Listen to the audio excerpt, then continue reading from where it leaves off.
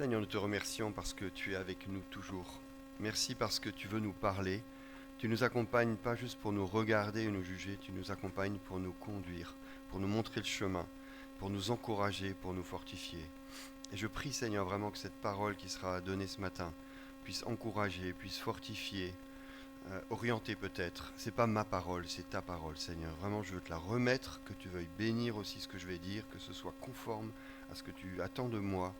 Et qu'ensemble, Seigneur, nous puissions faire avancer ton royaume, te glorifier, Seigneur. Fortifier l'Église, au nom de Jésus. Amen.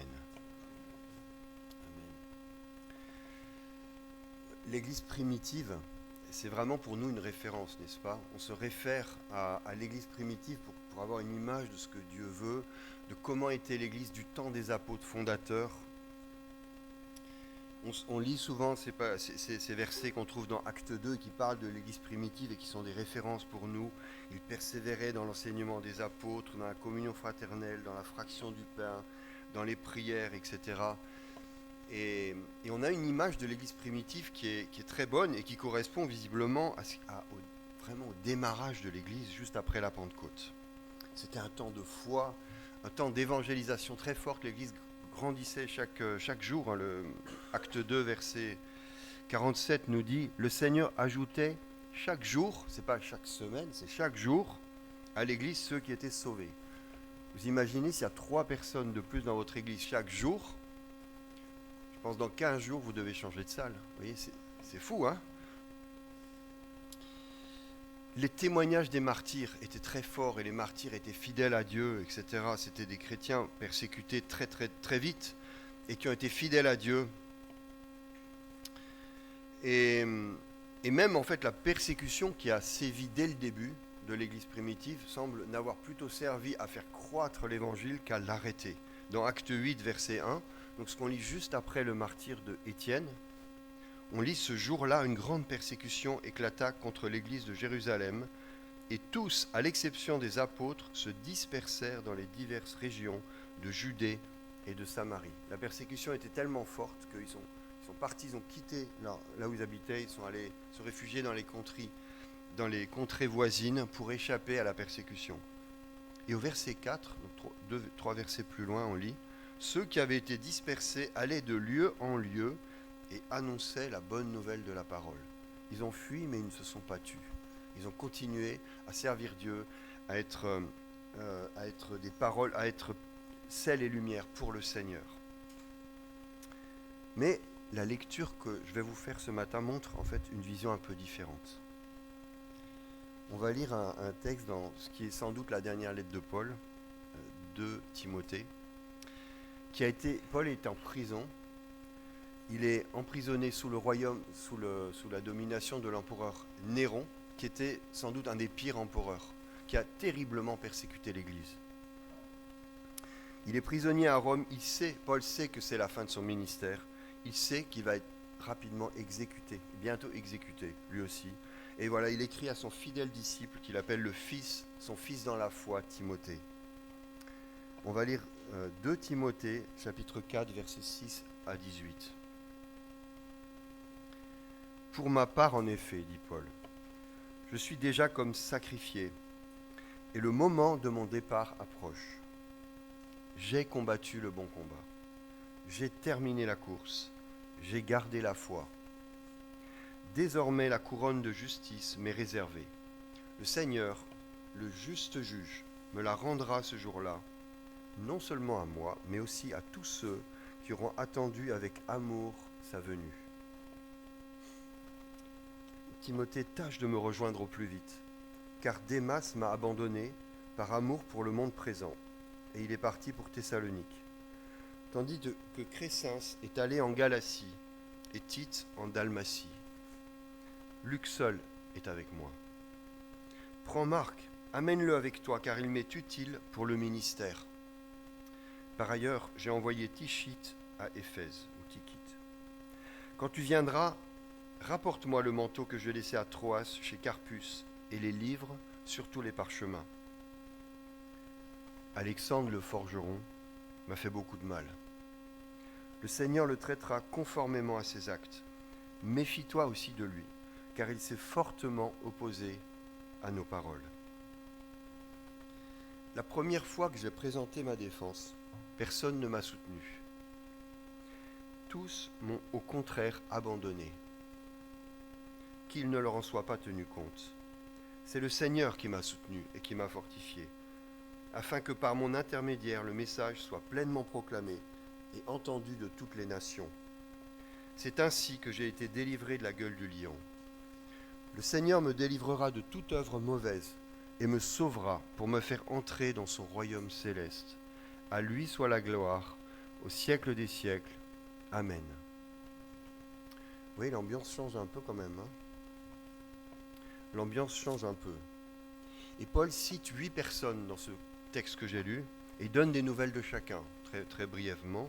Certains sont restés fidèles. Luc est seul avec moi, etc. J'ai envoyé Tichite, etc. Mais d'autres l'ont abandonné. D'autres se sont retirés. Pourtant, c'était des collaborateurs proches de Paul. C'était ceux qui étaient avec lui à Rome. Peut-être qui étaient proches de lui, qui allaient lui rendre visite en prison ou dans sa résidence surveillée. Car Démas m'a abandonné par amour pour le monde présent et il est parti pour Thessalonique. Waouh! Un chrétien qui abandonne la foi, un chrétien qui était proche de Paul et qui retourne dans le monde. Est-ce que c'est possible?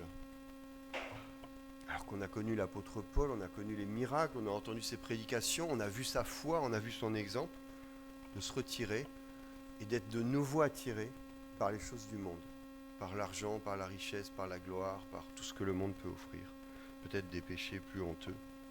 Il est reparti. Ça nous fait penser un peu à la parabole du semeur, n'est-ce pas, que Jésus nous avait déjà donné et qui nous avait prévenu. Il a dit, mais certains grains tombent dans une terre où ils poussent rapidement, mais il y a des ronces, il y a des épines, et ces ronces, ces épines vont étouffer la plante et finalement elle ne va pas porter de fruits. Et cette image cette parabole du semeur est importante parce qu'elle est reprise dans 3 évangiles, dans Matthieu 13, Marc 4 et Luc 8. C'est important d'y penser, de le savoir. Alexandre le forgeron m'a fait beaucoup de mal. Le Seigneur le traitera conformément à ses actes. Méfie-toi de lui car il s'est fortement opposé à nos paroles. Alors, certains pensent, on ne sait pas vraiment, mais il est possible que cet Alexandre-là, il en parle déjà, que ce soit le même que celui dont il parle dans 1 Timothée 1, verset 20, en disant qu'il a fait naufrage en ce qui concerne la foi avec Hyménée. Et on voit que cet Alexandre, ce forgeron-là, c'est vraiment un danger qui est interne à l'Église. Ce n'est pas une persécution qui vient. On a parlé de la persécution, Marcel a parlé de la persécution, mais là on ne parle pas de persécution extérieure. Ce n'est pas des gens qui sont hors de l'Église qui font du mal. C'est Alexandre le forgeron qui faisait partie de l'Église, qui nous a trahis, qui s'est opposé à Paul, qui lui nuit, qui lui fait du mal. Des fois, le mal peut venir de l'Église. Pas de l'Église elle-même, mais de l'intérieur de l'Église. Et ici, le problème, ce n'est pas un abandon comme Démas, mais c'est une opposition frontale. Et Paul cite un autre personnage qui est intéressant, c'est Marc. Il dit, Luc seul est avec moi, prends Marc et amène-le avec toi, car il m'est utile pour le ministère. Et ce Marc, il en est question dans les Actes. Dans Acte 15, verset 37, il est raconté une petite histoire à propos de Marc lors du début du 2e voyage de Paul, voyage missionnaire de Paul. Paul avait fait un premier voyage missionnaire. Marc était venu avec eux, avec Barnabas et Paul. Et Marc les a abandonnés au milieu du voyage. Il les a lâchés, un peu comme Démas. Marc, c'était un Démas. À un moment donné, il les a quittés. Et Paul n'a pas du tout aimé cet abandon. Et voilà ce qu'on lit dans Acte 15, verset 37. Barnabas, pour le 2e voyage missionnaire, voulait emmener aussi Jean surnommé Marc. Mais Paul estimait qu'il ne fallait pas prendre avec eux celui qui les avait quittés depuis la Pamphylie et ne les avait pas accompagnés dans leurs tâches. Ce désaccord entre Paul et Barnabas fut assez vif pour qu'ils se séparent l'un et l'autre. Barnabas prit Marc avec lui et embarqua pour l'île de Chypre. Paul choisit Silas et partit confié par les frères à la grâce du Seigneur. Une petite tension entre Barnabas et Paul à cause de ce collaborateur qu'ils avaient lâché. Et Paul n'avait pas apprécié du tout. Et voilà qu'est-ce que Paul en dit beaucoup plus tard à la fin de son ministère. Prends Marc et amène-le avec toi, car il m'est utile pour le ministère. C'est beau quand même. À un moment donné, il a lâché un petit peu le truc, mais à la fin, il s'est ressaisi. Il est revenu et il s'est rendu utile auprès de Paul. Le début était peut-être pas glorieux, mais la fin l'était. Il s'est ressaisi, il est resté avec Paul. Il y a des belles histoires et il y a des histoires plus tristes.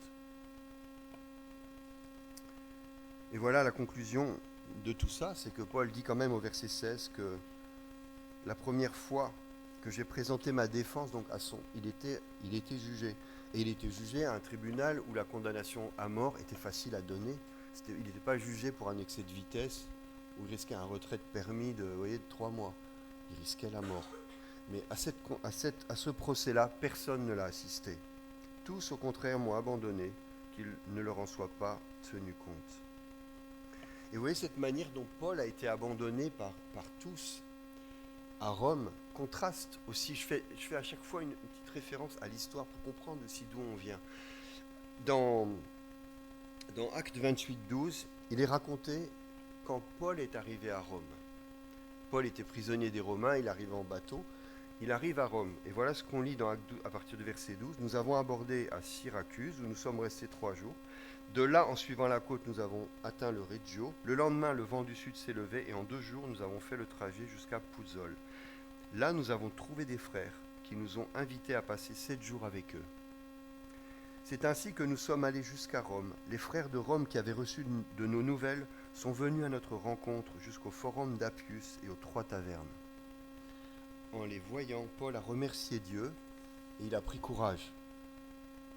Alors quand Paul est arrivé à Rome, il a été accueilli par les frères. Ils ont même quitté la ville pour aller au-devant de lui, pour l'accueillir, pour le loger sur le chemin et faire les derniers jours de marche avec lui. Et la Bible dit qu'il était encouragé, qu'il a été fortifié par ses frères. Et voilà que maintenant, à la fin de sa vie, il dit « Mais tous m'ont abandonné, j'étais le seul à devoir me défendre. » Vous voyez comment les choses ont évolué? L'usure du temps, la lassitude, les épreuves, les difficultés de prendre soin d'un vieillard en prison. La difficulté à persévérer aussi dans la lutte contre la chair. On lutte contre le péché, mais est-ce qu'on fatigue de cette lutte? Est-ce qu'à un moment donné, on baisse les bras? Peu à peu, l'enthousiasme des chrétiens, en tout cas ceux qui entouraient Paul, a faibli. Leur amour pour Dieu a baissé. Est-ce que ça nous parle, ça? C'était peut-être que à ce moment-là à Rome, en fait. Vraiment. La réalité de l'environnement de Paul à la fin de sa vie montre des désertions, des oppositions, des difficultés. Certains restent fidèles, Luc, Timothée, d'autres pas. En fait, l'Église primitive, très rapidement, n'était pas exempte de problèmes.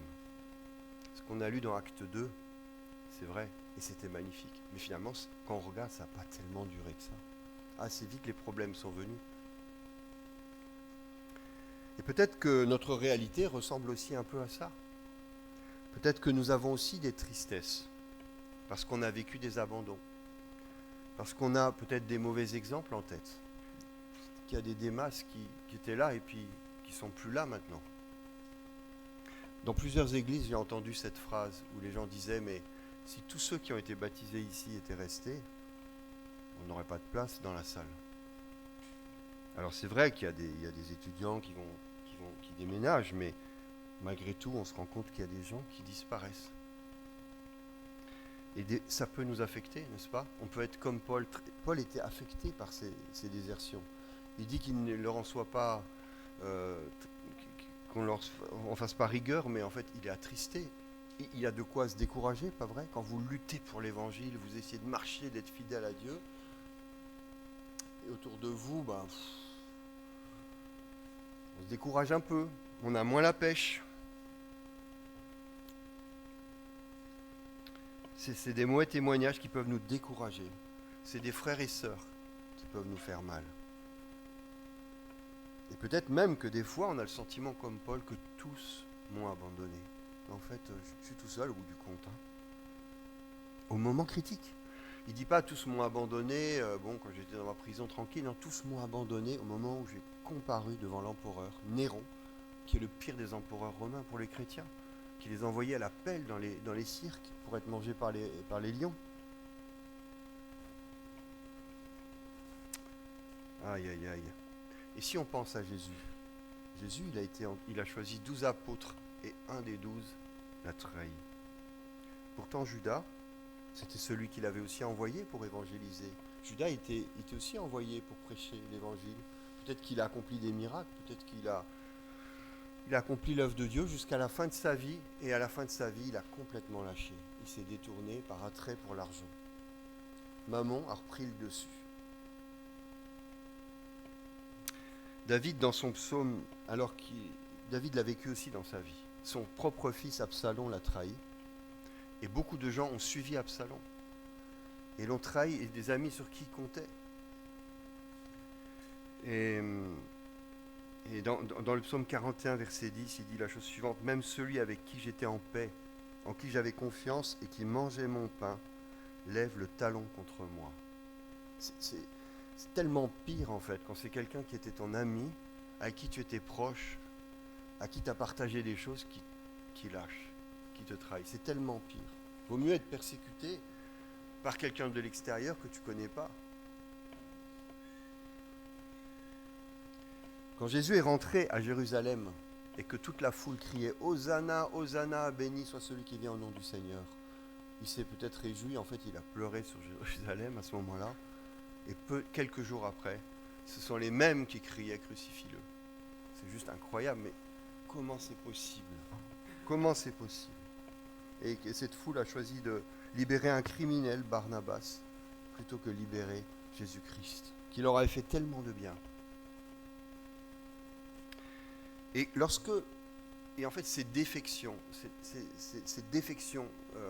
qu'on voit dans la Bible, qu'on voit dans l'Ancien Testament autour de David, qu'on voit dans la vie de Jésus, qu'on voit dans la vie de Paul et ailleurs, ces défections, elles ont toujours été, mes amis, elles ont toujours été. Alors, nous avons le choix de réagir par rapport à ça. Comment on réagit par rapport à ça? On peut être tellement affecté que ça peut nous décourager. On peut dire, finalement, moi j'ai plus de force pour suivre le Seigneur, j'ai plus de force pour continuer à avancer. Mon ami, il veut plus aller à l'église, moi je viens plus avec lui non plus. Moi aussi je vais plus à l'église alors.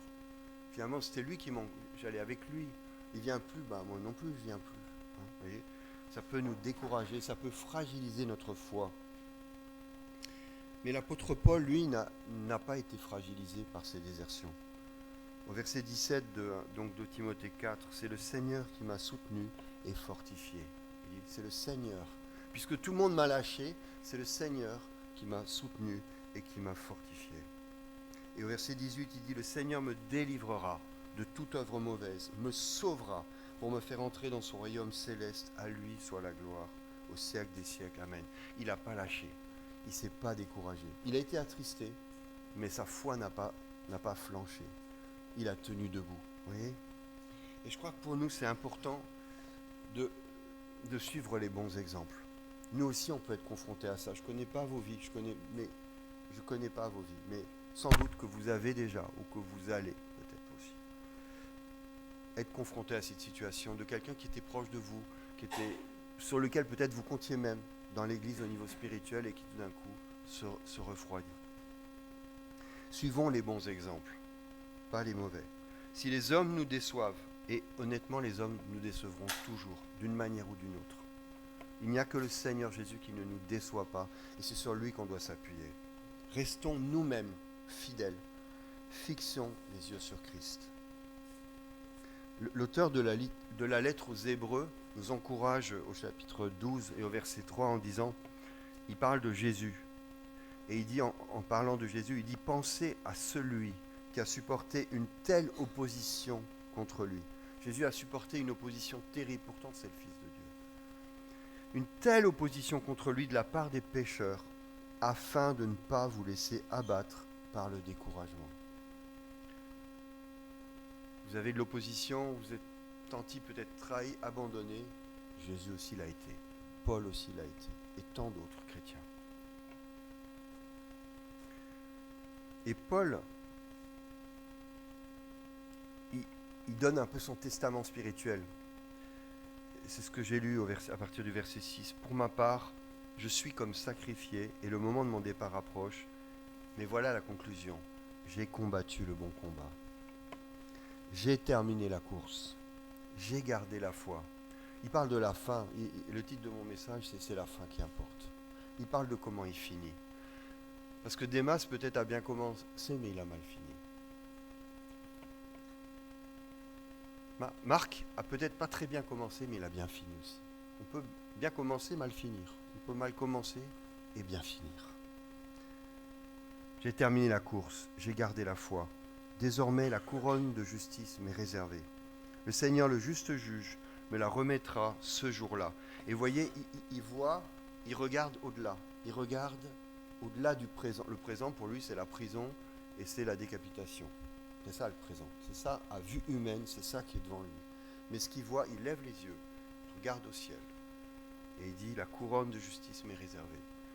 Et il dit, le Seigneur me la remettra. Des fois, il faut lever les yeux d'un cran et regarder au-delà pour pouvoir avancer, pour pouvoir tenir, pour pouvoir avancer, pour être fidèle, pour tenir, oui. Paul est conscient de la situation. Il sait qu'il va mourir. Il n'est pas dans l'illusion. Il sait qu'il va mourir. Il n'est pas dans le déni de sa situation. Mais il reste fidèle, il garde la foi. Il a les yeux fixés sur Jésus, sur son royaume. Il abandonne ce qui est humain, ce qui est terrestre. Et ce qui lui importe à lui, c'est d'avoir accompli sa course, d'avoir accompli ce que Dieu lui avait demandé. Le plan de Dieu pour sa vie, les œuvres préparées d'avance, le ministère que Dieu lui avait ouvert. C'était ça qui est important. Il dit, voilà, j'ai accompli ce que Dieu m'a demandé de faire. J'ai fait ma course, je suis arrivé au bout de ma mission. Je peux partir maintenant. L'infidélité des autres, l'attrait du monde, comme Démas par exemple, ne l'ont pas détourné. Il est resté fidèle malgré l'infidélité qui l'entourait. Et en fait, la Bible nous montre que l'important, c'est pas de bien commencer, mais c'est de bien terminer, mes amis. Hébreux 13, verset 7 nous dit, souvenez-vous de vos conducteurs qui vous ont annoncé la parole de Dieu. Considérez quelle a été leur fin et imitez leur foi. Imitez ceux dont la fin a été bonne. C'est l'attitude à la fin de la vie qui détermine tout. Ézéchiel 33, verset 13, je vais vous lire Ézéchiel 33 à partir de verset 13.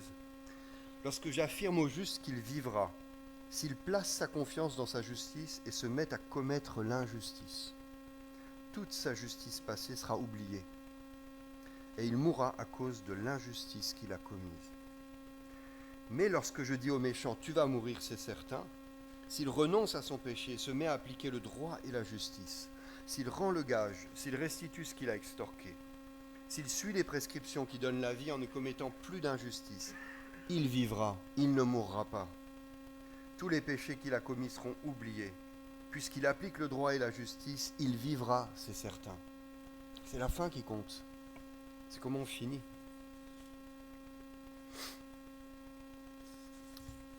Il y a un exemple qui est terrible de ça, c'est le roi Salomon. Salomon, c'est un roi qui a tellement bien commencé, vous connaissez sans doute son histoire, qui a été tellement glorieux, qui a eu une révélation de Dieu dans un rêve, qui lui a parlé, qui lui a dit, dis-moi ce que tu veux que je te donne, qui a donné la bonne réponse, qui a dit, donne-moi la sagesse pour bien gouverner mon peuple, qui a reçu non seulement la sagesse, mais la richesse, la paix, la gloire. Dieu lui a tout donné. Tout, il a tout eu, cet homme. S'il y en avait un qui aurait dû rester fidèle à Dieu, s'il y en a un que Dieu vraiment a chouchouté, c'était Salomon. Eh bien, Salomon a épousé des centaines de femmes étrangères qui l'ont attiré vers les idoles, et à la fin de sa vie, il s'est détourné de Dieu pour adorer les idoles. Alors que c'était un homme tellement sage, alors qu'il a écrit le Cantique des Cantiques, les Ecclésiastes et pratiquement tous les proverbes. Il a presque écrit 3 livres de la Bible. Et il a mal fini. C'est quand même horrible. En tout cas, la sagesse ne suffit pas, il faut de la fidélité. Un exemple aussi sont les brigands sur la croix. Oui, il y avait 2 brigands sur la croix. Ils avaient tous les 2 très très mal commencé, et toute leur vie, ça s'était très très mal passé. Mais à la fin de sa vie, dans les dernières heures, il y en a un qui s'est tourné vers Jésus avec la foi.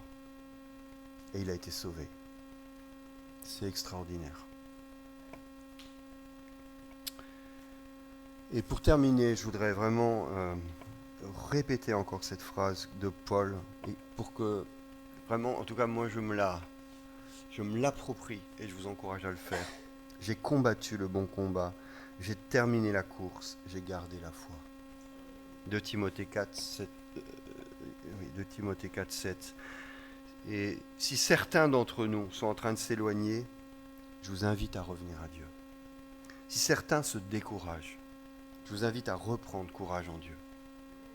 Comme Paul qui n'a jamais abandonné. La course du chrétien sur terre va jusqu'à la mort. Il ne suffit pas de faire beaucoup de kilomètres avec Jésus. Faites le dernier kilomètre avec Jésus, jusqu'au bout. Ne nous arrêtons pas, ne nous détournons pas. Si notre ami recule, nous prions pour lui, mais nous ne nous arrêtons pas avec lui. Si les hommes nous déçoivent, nous tournons les regards vers Jésus. Si nous traversons des épreuves, nous nous rapprochons encore plus de Jésus. Et c'est Marcel l'a souligné. Au travers des épreuves, on se rapproche encore plus de Jésus. Si nous traversons le désert, nous gardons les promesses de Dieu en nous. Si la vie devient facile comme elle l'a été pour Salomon, pour autant nous veillons à lui rester fidèles et proches. Que ce soit la difficulté ou que ce soit au contraire le succès trop grand, aucun des deux ne nous détourne de Dieu. Comme Paul, nous serons fidèles jusqu'au bout. Comme lui, ne nous détournerons pour aucune raison. J'ai combattu le bon combat, j'ai terminé la course, j'ai gardé la foi. Amen. Ouais, Seigneur, nous t'invitons vraiment, nous t'invitons dans nos cœurs, nous t'invitons Seigneur à nous garder. Je suis effrayé par l'exemple de Salomon, je suis effrayé par son exemple parce que c'était un homme qui était tellement rempli de sagesse. Et nous sommes tous fragiles, nous avons tous besoin Seigneur que tu veilles sur nous. Et aujourd'hui notre prière et notre engagement, Seigneur, jusqu'au bout nous voulons te suivre, jusqu'au bout. Nous ne voulons pas t'abandonner, même si à droite on est trahi, même si à gauche on a un mauvais exemple, même si on peut être découragé, même si comme Paul, on peut se sentir abandonné de tous. Jamais, Seigneur, nous voulons détourner nos yeux de toi, les fixer sur toi, te demeurer fidèle, Seigneur. Et c'est toi qui nous gardes, c'est toi qui veilles sur nous. Nous comptons sur toi, sur ton esprit, Seigneur, pour nous préserver jusqu'au dernier jour. Au nom de Jésus. Amen. Amen. Merci à vous.